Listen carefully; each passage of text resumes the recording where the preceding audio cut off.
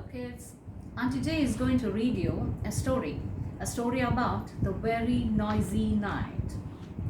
It was the middle of the night and Big Mouse was fast asleep in his big bed. Little Mouse was wide awake in his little bed. Big Mouse, called Little Mouse. I can hear something rushing around the house, huffing and puffing. Big Mouse opened one eye and one ear. It's only the wind, he said.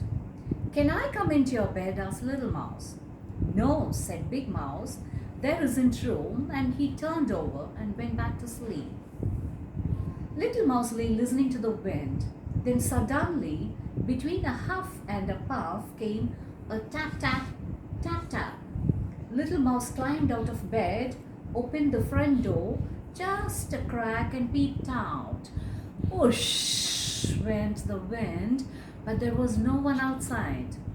Big Mouse, called Little Mouse. I can hear someone tapping. Perhaps there is a burglar on the roof.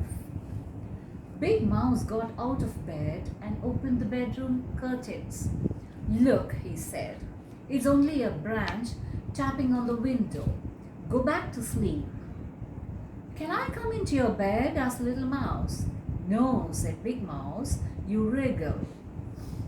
Little Mouse lay in his own bed and listened to the wind huffing and puffing and the branch tapping and someone calling, hoo hoo, hoo hoo. Little Mouse climbed out of bed again. This time he looked under it. Then he looked in the wardrobe and feeling very frightened he cried, Big Mouse, I think there is a ghost in the house and it is looking for me. It keeps calling, hoo hoo, hoo hoo. Big Mouse sighed, sat up and listened. It's only an owl, he said. It's awake like you. Can I come into your bed? Asked Little Mouse. No, said Big Mouse. Your paws are always cold. And Big Mouse pulled the blanket over his head and went back to sleep. Little Mouse got back into his own bed and lay and listened to the wind huffing and puffing, the branch tapping, and the owl hooting. But tush! What was that? Drip, drip, drip, drip. Big Mouse, he called. I think it's raining inside. And Little Mouse jumped out of bed and fetched his red umbrella. Big Mouse got out of bed too. He opened the front door. Be quiet, wind, he said. Be quiet, branch. Be quiet, owl.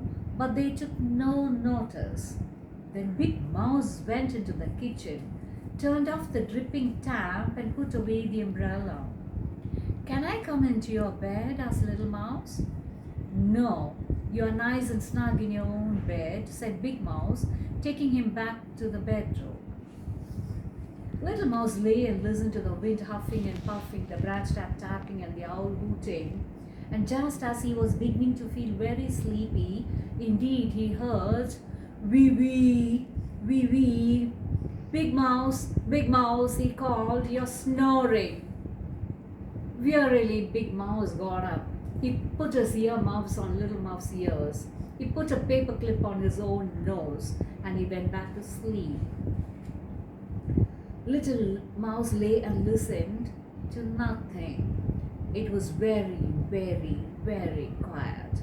He couldn't hear the wind huffing, or the branch tapping, or the owl hooting, or Big Mouse snoring.